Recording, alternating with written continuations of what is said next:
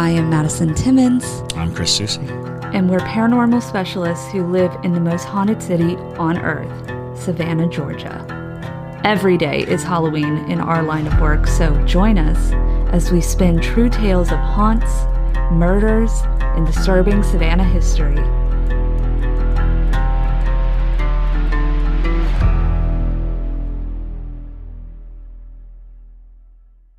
I'm Madison. I'm Chris. And welcome to the most haunted city on earth.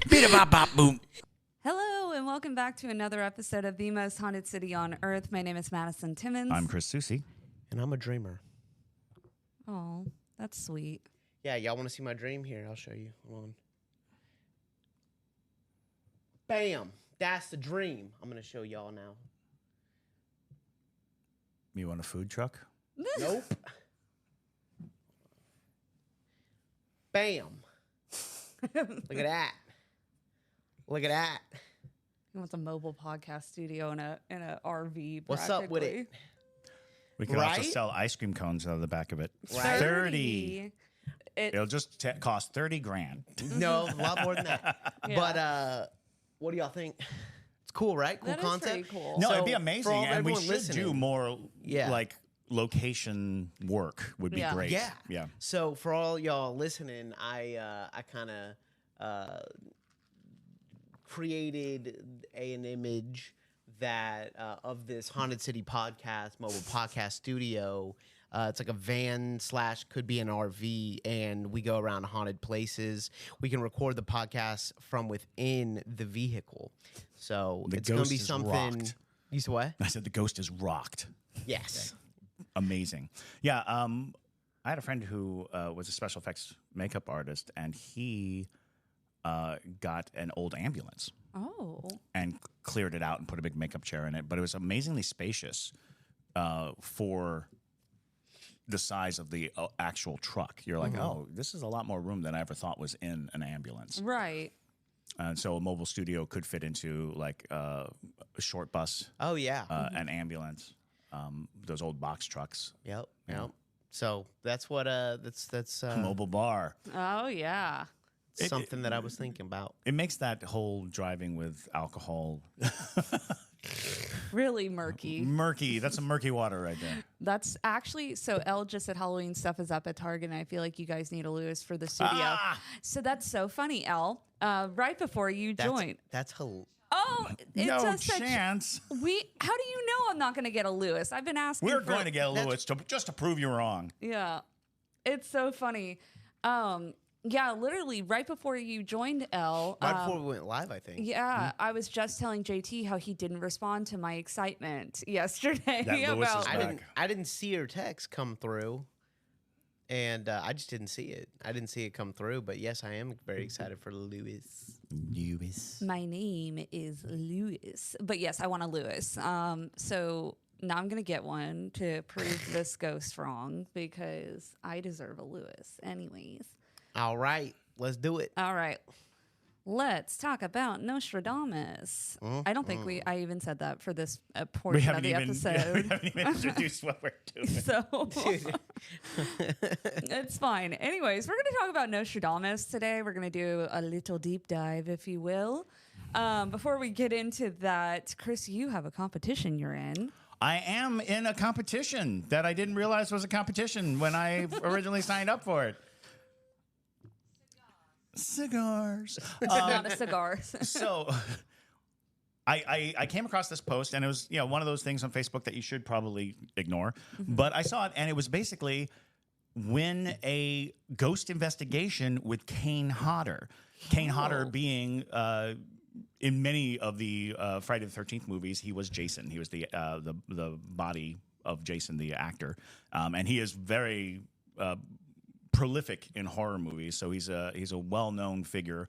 And I've always loved Kane Hodder, and I'm a huge horror fan. And so it was called the Faces of Horror, and it was like, hey, you could win the Faces of Horror, sweepstakes or whatever. And so it's like $13,000 and an ghost investigation with Kane Hodder, and I would have done it just for the ghost investigation.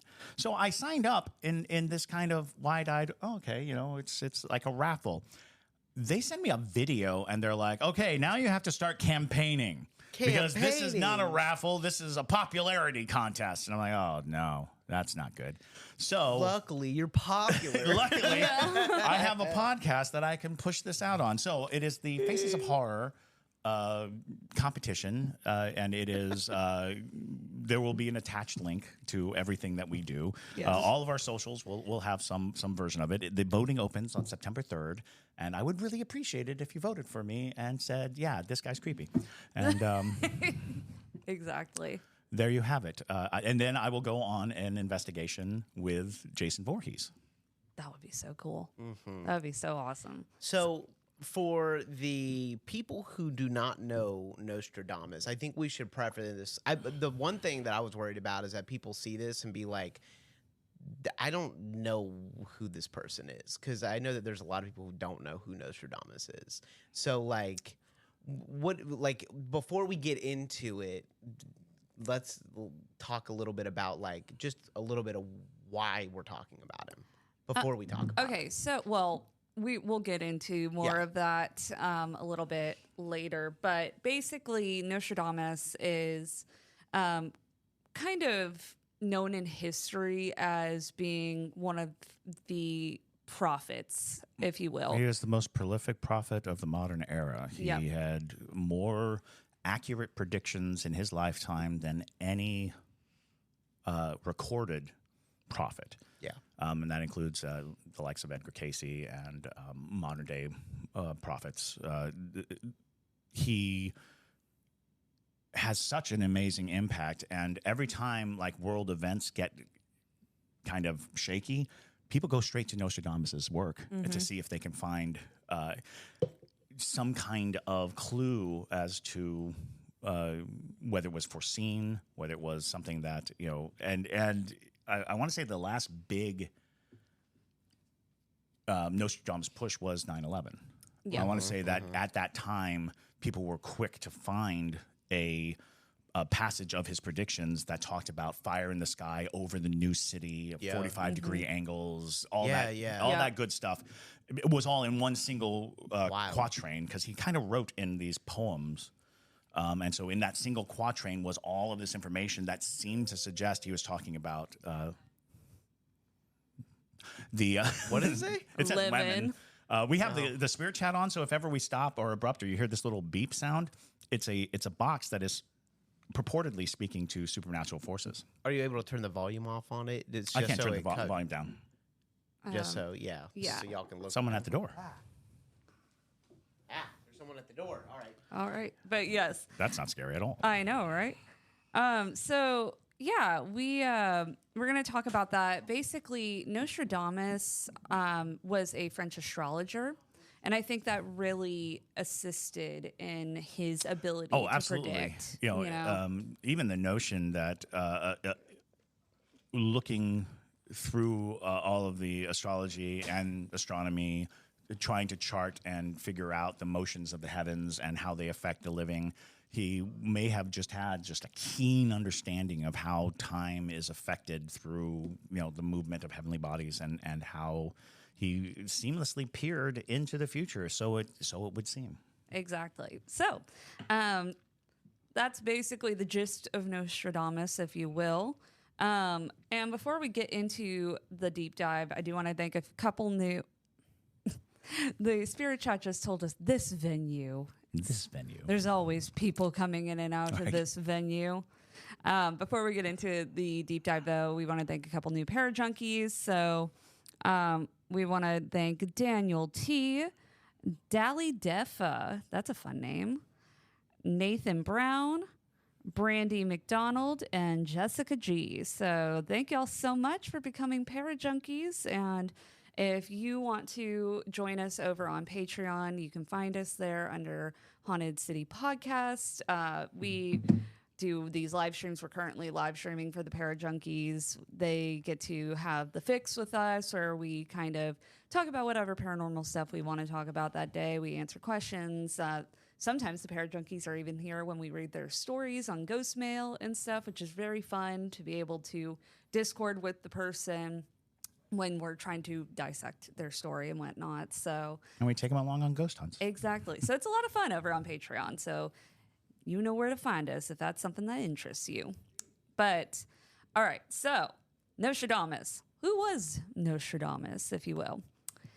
So Nostradamus was born Michel de Nostradam on December 14th or the 21st, which is kind of murky. Yeah. But regardless, he was born in December of 1503. We don't know. Yeah, birth records are not like highly regarded Right. Gosh, like even Shakespeare, we're not entirely sure the date of his birth. We're guessing based on his baptismal records. Because they didn't really make those birth announcements. So whenever you hear about like that period of time, it's oftentimes based upon the first public record of the person, which is usually a baptismal record. Right. Which would make sense because... So it's like 3-day margin of error. Right. And, well, you know, that makes total sense, especially because, as you'll come to learn, Nostradamus was a very religious man. So more than likely he lived in a very religious family, and especially in the 1500s. Yes, you know? absolutely. So...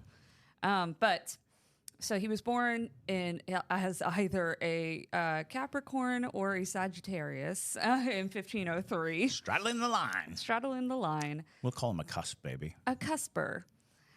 In the south of France in Saint Remy de Provence. He was one of 9 children born in Rainier de Saint Remy, and her... He was one of 9 to Rainier de Saint Remy and her husband, Jamais de Nostradam, a well-to-do grain dealer and part-time notary of Jewish descent. Nostradam's grandfather, Guy Gassenet, had converted to Catholicism a half-century earlier and changed the family name to Nostradam, in part to avoid persecution during the Inquisition, which also makes total sense. But there's actually a lot of people who query as to whether or not Nostradamus was Jewish, that his family was Jewish, for that same reason, that the persecution was so heavy. And one of the reasons why that conversation came up was because of biblical prophets are all Jewish. Right. And so they're kind of like trying to shoehorn him into like Being the last of the biblical prophets. And they felt that it would make more like liturgical sense or canonical sense that he would be Jewish, and hiding being Jewish in the time of the Inquisition and in the time of heavy persecution was a common thing. So. Okay, I'm back. Sorry, that was the Wi-Fi guy because our 5 gigahertz fell off a couple days ago. So I was like, what's going on? It's okay. We were just talking about how Nostradamus is more than likely Jewish. Or it was thought Yeah. of that, and that's like a school of thought for people who really wanted to place more validity on his prophecies based on the notion that there have only ever been Jewish prophets, even in the biblical sense. They were trying to kind of like make that a note. And whether that's true or not, it's always been a speculation. So there you go. Little is known of his childhood, but evidence indicates he was very intelligent as he quickly advanced through school. Early in his life, he was tutored by his maternal grandfather, Jean de Saint Remy, who saw great intellect and potential in his grandson. During this time, young Nostradam was taught the rudiments of... Yes, we are talking about an astrologer. It just said stars. So I guess they're... It said stars? Yeah. Oh, wow. I guess Finishing your sentence. Yeah. Guess they're familiar. But Nostradam was taught the rudiments of Latin, Greek, Hebrew, and mathematics.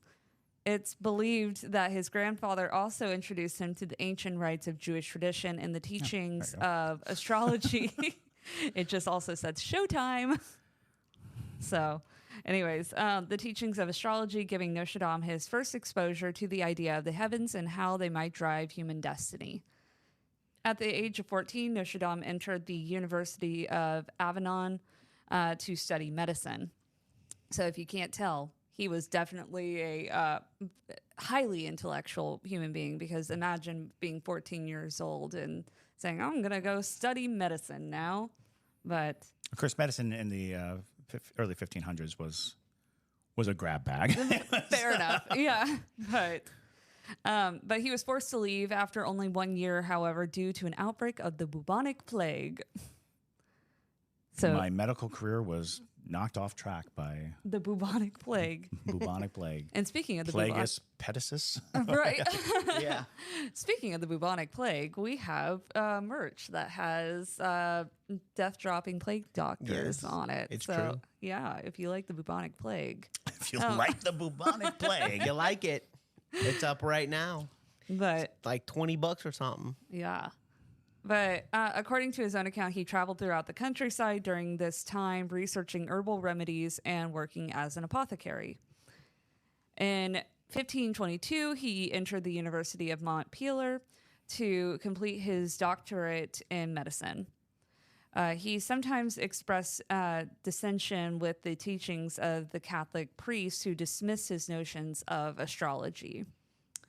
There are some reports that university officials discovered his previous experience as an apothecary and found this reason to expel him from school, even though he was there for medicine, which is, I guess, because they're like, you were dispensing poison.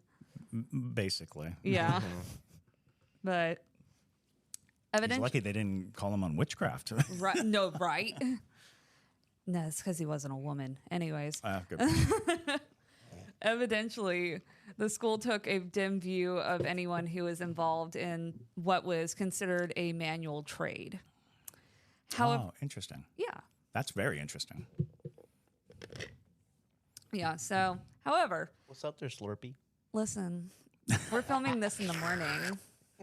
I It's need a little ASMR for you. Yeah. The sound of drinking coffee. nom, nom, nom, nom, nom. It's a very ADHD episode. Yeah, what's new? But it just gave us in the mist. Anyways, however, most accounts state he was not expelled and received a license to practice medicine in 1525. At this time, he Latinized his name, as was the custom of many medieval academics, from Nostradamus to Nostradame. Over the next year, several years, Nostradamus traveled throughout France and Italy treating victims of the plague. Did you know he was a plague doctor? I did. I did not know that until I was reading about this. And it's very interesting because they never make any attempt to call him Dr. Nostradamus, right? which that's a really cool name. I mean, it does sound like a villain. Yeah, Oh, it's the nefarious Dr. Nostradamus. it definitely does. I just had no idea that he was a plague doctor. But also, you got to be pretty impressive of a human being to only be referred to as one single word. Right, like You know? Madonna. Yeah, Madonna, Beyonce, Nostradamus. Nostradamus. They are all on the same plane. And that's level. a 500-year rock star name right there. Absolutely.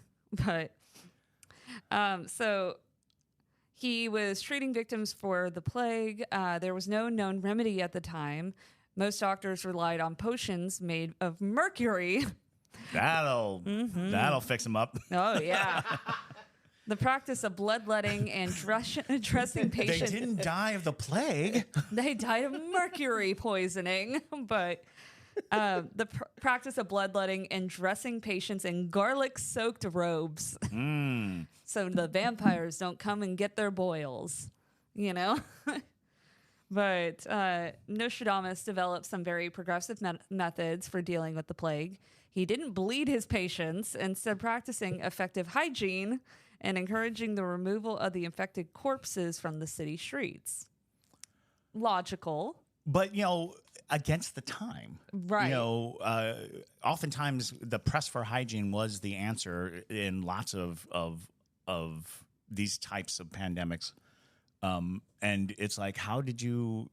And again, this might be a case of his ability to see the future, to know that, because observationally it might make sense, but on such a wide scale Right. level, it's fascinating to think that he was like, wash your hands. Yeah, wash your hands, remove Stop. the dead bodies, Stop licking those rats. Watch out for fleas. Watch out for fleas. But He also became known for creating a rose pill, an herbal lozenge made of rose hips, which is rich in vitamin C, that provided some relief for patients with mild cases of the plague. Which I also didn't know there were mild cases of the bubonic plague, but Right. Something that earns the name Black Death, you really don't expect somebody being like, yeah, I had a little spot of that, and I'm okay, everything's fine, don't worry about it. had a touch of the plague. Just a touch of the plague. But I think those rose hip lozenges still exist. I could believe I think that. they still, or they still manufacture like rose lozenges for medicinal purposes. Oh, I could totally see it. I mean, you can make teas and all sorts of things out of rose hips, so... his cure rate was impressive, though much can be attributed to keeping his patients clean, administering low-fat diets, and providing plenty of fresh air. Yeah, I want to say that there was, like, when people do deep dives into Nostradamus, there's a whole faction of people who believe that he was a healer, like, a divine healer, because of these kinds of stories of him having this, incredible ability to kind of stem the tide of the plague and to heal people. And it's interesting because the idea of trying to place more and more significance on the supernatural elements of his life, when in fact he may have just been a really smart cookie. Right. He might have just been, a really together and solid observer of, nature. Yeah, absolutely. So in time, Nostradamus found himself somewhat of a local celebrity for his treatments and received financial support from many of the citizens of Provence. In 1531, he was invited to work with a leading scholar of the time, Jules César Scaliger in Agen, in southwestern France. There, he married and in the next few years had 2 children. In 1534, his wife and children died, presumably of the plague, which unfortunately is not an uncommon story for that time period. But could you imagine if there were living descendants of Nostradamus? Right, right. It would have been very impressive to see what maybe his children would have been able to do. Right, exactly. But while he was traveling on a medical mission to Italy, that's when his whole family passed. And that's a classic story. You hear that specific story. As a matter of fact, we have a story here in Savannah about during the yellow fever, a doctor leaving town to treat people with yellow fever and coming home to finding that his wife and children had died of yellow fever. Exactly. And thematically, that's such a dramatic story. It's always the most depressing story that I have to tell on tours whenever we end up finding ourselves going by that place. And if you want to know where that is, go eat at Husk. Yes. Be careful. But not being able to save his wife and children caused him to fall out of favor in the community and with his patron Scaliger. So now moving into Nostradamus and the occult. Dun, dun, dun. In 1538, an offhanded remark about a religious statue resulted in charges of heresy against Nostradamus. Maybe he was just smarter than everybody. It's very likely. But they weren't having that. So when ordered to appear before the Inquisition, he wisely chose to leave Provence to travel for several years through Italy, Greece, and Turkey. During his travels to the ancient mystery schools, it is believed that Nostradamus experienced a psychic awakening. One of the legends of Nostradamus says that during his travels in Italy, he came upon a group of Francian monks, identifying one as the future pope. The monk, called Felice Peretti, was eventually ordained Pope Sixtus V in 1585, fulfilling the prediction of Nostradamus. Feeling he'd stayed away long enough to be safe from the Inquisition, Nostradamus returned to France to resume his practice of treating plague victims. In 1547, he settled in his hometown of Salon-de-Provence and married a rich widow named Anne Ponsarde. Together, they had 6 children, 3 boys and 3 girls. Oh, there are living, perhaps. Perhaps. Nostradamus had also published 2 books on medical science. Oh, boys. Yes, there were boys. But... it's just listening along. Yeah. So Nostradamus had also published 2 books on medical science by this time. One was a translation of Galen, the Roman physician, and a second book, the Traité de Fardamens, was a medical cookbook for treating the plague and for the preparation of cosmetics, candies, jams, including a love potion. Nostradamus, you dirty dog. In short, he was a smart cookie. He was very smart. Within a few years of him settling into Ceylon, Nostradamus began moving away from medicine and more toward the occult, a natural pipeline, if you will. And again, it's interesting because we have such a negative connotation with the word occult because it always pops up in kind of dark and sinister stories. But the word occult simply means hidden knowledge. Studying the occult, practicing the occult are, unfortunately, because the overwhelming majority of a religious faith, anything outside of that faith becomes villainized. But that does not mean that through occult practices he was like going straight to worshiping the devil or things of that nature. People tend to conflate those two things. Exactly. So it is said that he would spend hours in his study at night meditating in front of a bowl filled with water and herbs. The meditation would bring on a trance and visions. I believe the visions were the basis of his predictions for the future. In 1550, Nostradamus wrote his first almanac of astrological information and predictions of the coming year.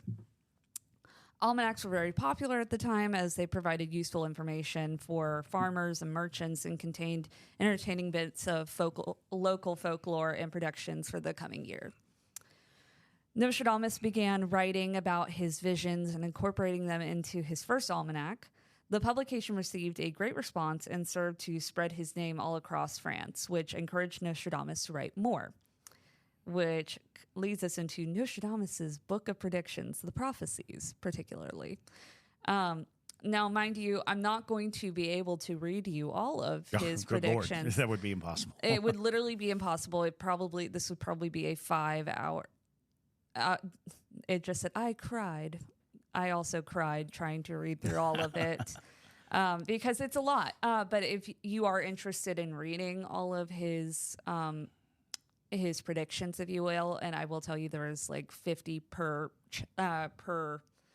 century as it's laid out. Down. But I did find a PDF of it, so we'll link it down below. So if that's something that interests you, you can go ahead and read it. But Nostradamus, in 1554, his visions had become an integral part of his works in the almanacs, and he decided to channel all his energies into a massive opus, and he initially titled Centuries.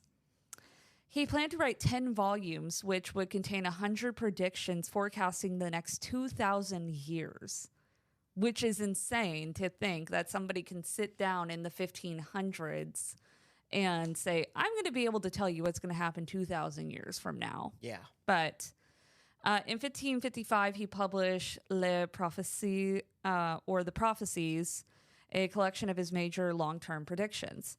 Possibly feeling vulnerable to religious persecution, he devised a method of obscuring the prophecies' meanings by using quatrains, rhymed 4-line verses, and a mixture of other languages such as Greek, Italian, Latin, and Provençal, a dialect of southern France. Oddly enough, Nostradamus had a good relationship with the Vatican. It believed he never faced prosecution for heresy by the Inquisition because he didn't extend his writings to the practice of magic. His popularity grew, and he became one of the most famous figures during the Renaissance. Nostradamus ran into some controversy with his predictions, as some thought he was a servant of the devil, and others said he was a fake or insane. Which, I mean, if you're saying, like, I can predict 2,000 years into the future when people don't even know how to bathe properly, I would say people would be intimidated by that, you know? And anything you say would seem so crazy. Right. You know? Right. Yes, it agreed. It said, right. That is Right. correct. However, many more believe the prophecies were spiritually inspired. Now, getting into some of the predictions, his growing fame made him an in-demand ally of Europe's elite. Catherine de Medici, The Medicis. the wife of King Henry II of France, was one of Nostradamus' greatest admirers. After reading his almanacs of 1555, where he hinted at unnamed threats to her family, she summoned him to Paris to explain and draw up horoscopes for her children. A few years later, she made him counselor and physician in ordinary to King Henry's court. It just said historian. Very interesting. This has been a really interesting spirit chat as we're reading. It seems to be very much paying attention to. So those wild. people who Yeah. are just listening, we have a spirit chat running. And it is. It's been spitting out words that are very in sync with what Right. we're covering and what we're talking about. So maybe they're interested. But in 1556, while serving in this capacity, Nostradamus explained another prophecy from Centuries 1, which was assumed to refer to King Henry. The prophecy told of a young lion who would overcome an older one on the field of battle. The young lion would pierce the eye of the older one, and he would die a cruel death. Nostradamus warned the king he should avoid ceremonial jousting. 3 years later, when King Henry was 41 years old, he died in a jousting match. Maybe you should have listened to the man who predicted the next pope. And, Yeah. you know. Well, and it has to be so strange to have been in that period, because you would think that superstition was a strong enough thing to sway people's decisions, but I'm sure everyone was resistant right. to falling for it, because that's the Right. kind of the motif of any society when faced with something greater than them. They're always like, well, I don't want to fall for it. I don't want to be taken advantage of. I don't want to be manipulated by this, seemingly impossible thing. Exactly. So, yeah, he died in a jousting match when a lance from his opponent pierced the king's visor and entered his head from the eye deep into his brain. Exactly as he expected. Forbidden. He held on to life for 10 agonizing days. Which, Yeah. After being stabbed through the eye into the brain? Yeah. Ah. I would have been just like, let's maybe do some of that bloodletting, just like, Right in the eye. yeah, just take me out at that point. But, A veteran. yes. He held on to life for 10 agonizing days before finally dying of infection. Oh, no. That's even worse. That's really bad. Because it was his eye and brain that was infected. Oh, God. That's no. awful. No. But Nostradamus claimed to base his publicized predictions on judicial astrology, the art of forecasting future events by calculation of the planets and stellar bodies in relationship to the Earth. How interesting is that? I know. Like, I just don't even have... I understand astrology to a degree. No pun intended. But... yeah, it's just I still can't wrap my head around being able to look at certain movements of planets and being like, oh, well, that means this is going to happen. That's so intense, and especially for the 1500s. Oh, yeah. Well, to have that understanding. when you start getting into different cultures and their astrology abilities, like the Mayans did, their calendar is so accurate and so amazingly, fortuitous that they were able to look at every celestial event for thousands of years. In Tibetan astrology, they go down to the minute. So they want to know the minute of your birth so that they can chart. Mm-hmm. And you're like, I don't know what the minute of my birth is. Right. And it's like, well, let's get as close as possible. Let's get to that hour. Let's figure that out, because that's how sensitive the calculations are when you start taking into effect how the universe moves and works and your place in it. It's like, oh, that's more than I can wrap my brain around. There and Elle asks, isn't there currently a planet parade or something happening right now? Yes, we are technically in Mercury retrograde right now, which is why I do like Planet Parade, though. I do too. That's a fun way to describe it. Yes. Oh, look, harmonic. That's right. Harmonic. It is a harmonic convergence. Yes. Or discord. Exactly. One of the other. One of those things. So Either harmonic is or fine. discord. But his sources included passages from classical historians like Plutarch, as well as medieval chroniclers from whom he seems to have borrowed liberally. In fact, many scholars believe he paraphrased ancient end-of-the-world prophecies, mainly from the Bible, and then through astrological readings of the past, projected these events into the future. However, not everyone was enamored with Nostradamus' predictions. He was criticized by professional astrologers of the day for incompetence in assuming that comparative horoscopy, the comparison of future planetary configurations with those accompanying known past events, could predict the future. I know that was wordy, but yeah. Whenever anybody's looking for an answer to the unknown, they can come up with some pretty convoluted answers. Right. And we'll dive a little bit more into what exactly did he predict that has come true. But first, I do want to end the his life story for you guys before we get into that. So just to tell you how Nostradamus died. Nostradamus suffered from gout and arthritis for most of his adult life. In the last years of his life, the condition turned into edema or dropsy, where abnormal amounts of fluid accumulate beneath the skin or within cavities of the bodies. Without treatment, the condition could result in congestive heart failure. In late June of 1566, Nostradamus asked to see his lawyer to draw up an extensive will, leaving much of his estate to his wife and children. On the evening of July 1st, he is alleged to have told his secretary, "You will not find me alive at sunrise." That's a prophecy. Yeah. Dead by morning. Boom. The next morning, he was reportedly found dead lying on the floor next to his bed. Wow. So that is how Nostradamus ended up passing. And it's crazy that even to his last day, he predicted his own death. Did he not predict grave robbers? Was that the Nostradamus story? I didn't find that, but I mean, think it's that's very possible. And I don't know. I think it's Nostradamus that he, like the final prediction of Nostradamus was actually, whoever disturbs my grave will die, or something to that effect. But when they found his grave open, he had the date written on a piece of paper in his hand. I think that's the story. It's just somewhere in my brain that was the Nostradamus story, was grave, because his bones would be very, very valuable to absolutely. all forms of occult practices.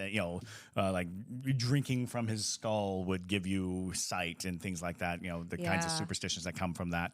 And I want to say that was the story, but I can't fully remember. Well, and also, could you imagine for science at that point? Because I don't know if y'all are familiar with the way that oftentimes people got bodies to learn how to do medical practices. Universities would oftentimes hire grave robbers to go steal bodies. Absolutely. So that they could practice on them for learning new surgery techniques. And that's where body snatching became an industry. Exactly. And you hear lots of stories of famous body snatchers. I think, Burke and Hare? Yep, Burke and Hare in Scotland. Right. Which, by the way, if just total side tangent, we'll get into the predictions. If you like that type of story and you ever find yourself in Edinburgh, go to the Museum of Scotland, because they have a notebook from Burke and Hare that is entirely wrapped in human flesh. There you go. It is very cool.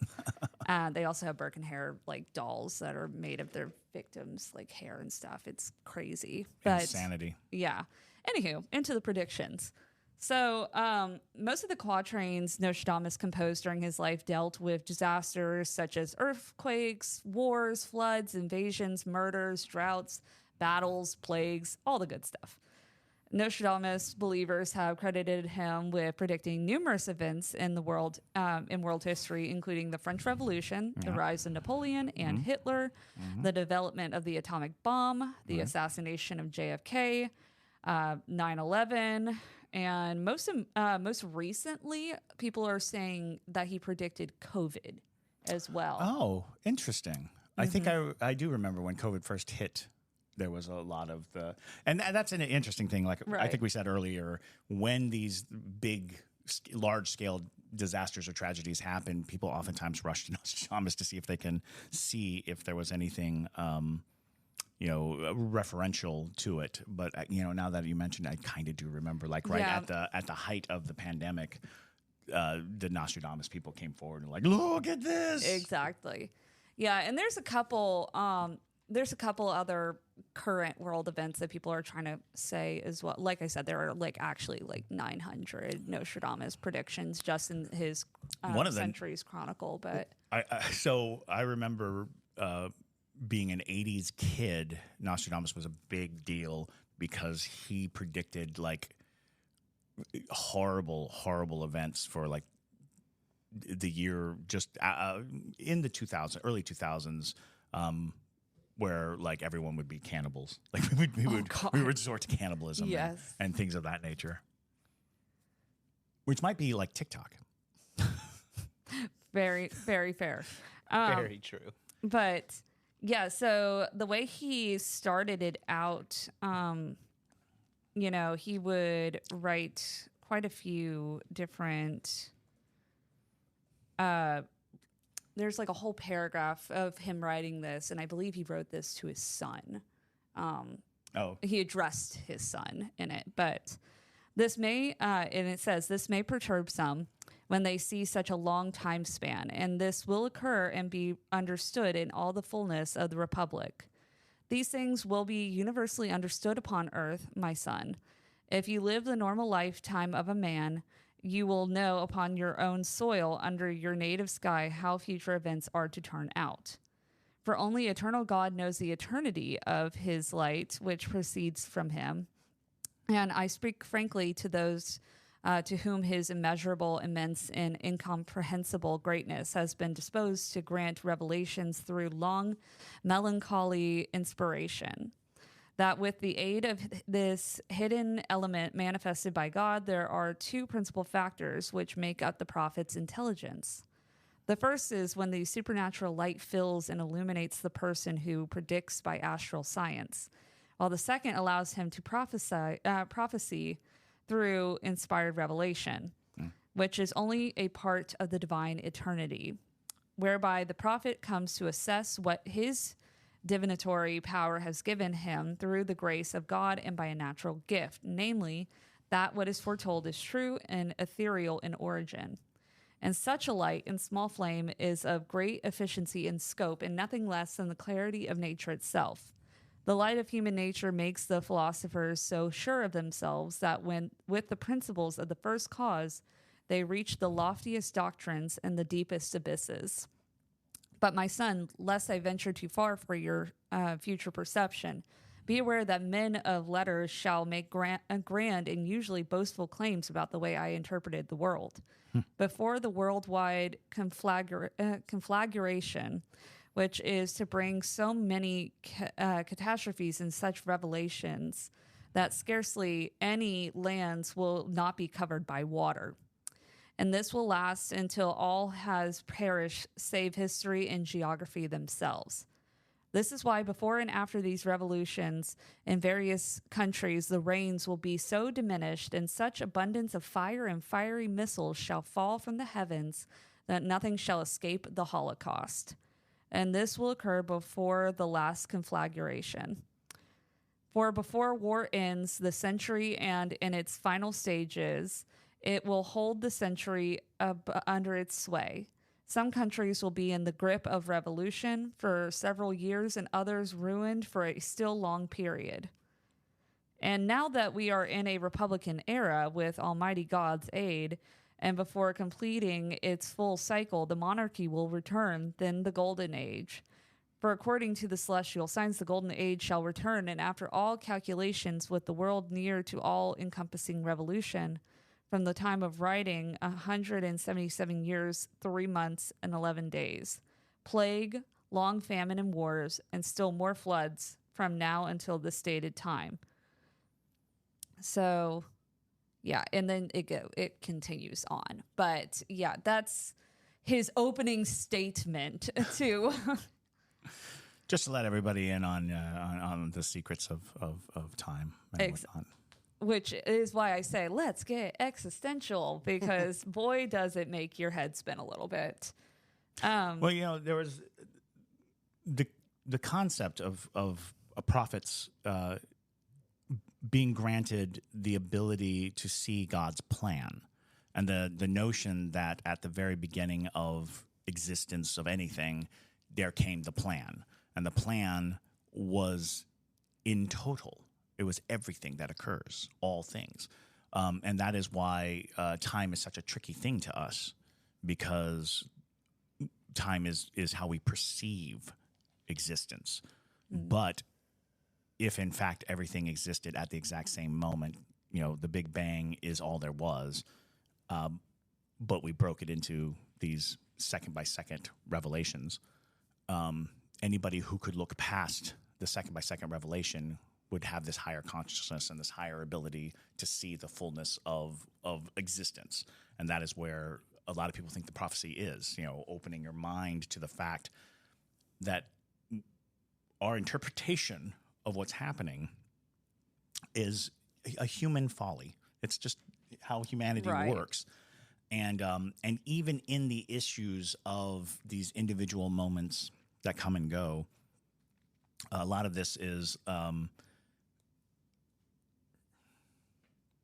the spirit box just told me I can't leave. You can't leave. You can't leave. I intend to leave. So we come back to the notion that our interpretation of individual events may vary greatly from the noted idea of what's happening, but it doesn't change the essence of existence. We can choose internally, even though it seems like, oh well, if it's foretold, then we have no free will. It's like, no, we still have the will to interpret what is happening and make choices within that are free will. But it is all written. It is all know. It's like, this is confusing. My brain hurts. My brain hurts, but yes, I have a little brain. Okay. But so here's some of the predictions that he made, but also people feel he got right. So the first one being the Great Fire of London in 1666. He wrote, "The blood of the just will be demanded of London, burnt by fire in the year 66. The ancient lady will fall from her high place, and many of the same sect will be killed." So the interpretation, this quatrain is often linked to the Great Fire of London in 1666, which destroyed much of the city. The ancient lady is sometimes interpreted as a reference to St. Paul's Cathedral, which was severely damaged in the fire. The next one is the French Revolution in 1789. From the enslaved populace, songs, chants, and demands, while princes and lords are held captive in prisons, these will in the future be headless idiots, be received as divine prayers. This is interpreted as a prediction of the French Revolution, during which the French monarchy was overthrown and King Louis VIII, I believe, and Queen Marie Antoinette were executed by guillotine, often referred to as headless idiots. Yep. The third is the rise of Adolf Hitler. He wrote, "From the depths of the west of Europe, a young child will be born of poor people. He who by his tongue will seduce a great troop. His fame will increase towards the realm of the east." Another related quatrain was, "Beasts ferocious with hunger will cross the rivers. The greater part of the battlefield will be against Hister." Yep. Into a cage of iron will the Great One be drawn, while the child of Germany observes nothing. The interpretation Hister is often cited as a reference to Hitler, though it is also an old name for the Danube River. The quatrains are interpreted as describing Hitler's rise in Germany and his influence leading to World War II. The next one is the atomic bombings of Hiroshima and Nagasaki. Historical. Very historical. In 1945, he wrote, "Near the gates and within 2 cities there will be scourges, the like of which was never seen, famine within plague, people put out by steel, crying to the great immortal God for relief." The interpretation is this quatrain is often linked to the atomic bombings of Hiroshima and Nagasaki during World War II, the first and only use of nuclear weapons in war, causing unprecedented destruction and loss of life. And then the last one, because I'm not really going to get into the COVID ones because Right. I think it might be a little too soon to. It's too soon. Yeah, but with the last one we're going to talk about is 9/11. And he wrote, "Earth-shaking fire from the center of the earth will cause tremors around the new city. 2 great rocks will war for a long time. Then Arethusa will redden a new river." The interpretation, the new city is often interpreted as New York City, and the 2 great rocks are seen as a reference to the Twin Towers of the World Trade Center. This quatrain is one of the most controversial as its interpretation is highly debated.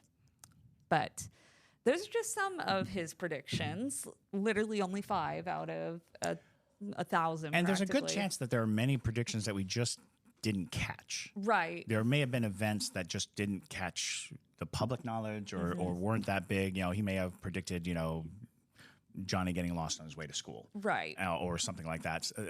Stories that didn't make international headlines. But it's fascinating It is nonetheless. super fascinating. It really is so intriguing, his life story and his influence. This is a man of the mid 1500s that still to this day we bring up in conversation, and his name is synonymous with knowing the future. Exactly. It means knowing the future. People will joke if you try to make a prediction that you're trying to be a Nostradamus, and it's like that's how influential he was. He became the definition of prophet. Mm-hmm. So, yeah, like I said, if you want to go and read through more of his predictions, we'll have the PDF linked below because it has the original writings. And then right underneath it, they have a translated version, which is very helpful because I guarantee you none of us will fully understand unless you speak Greek, Latin, Right. and Italian and all sorts of other. Alex brought up Rasputin. Oh, yeah. And we should do a deep dive on Rasputin because I completely agree with that. equally fascinating, bizarre character of history, Rasputin. Absolutely. But hopefully y'all enjoyed today's episode. And yes, of course, go read more about it as well. It's a really fascinating topic. I think History Channel also has a really interesting little documentary on.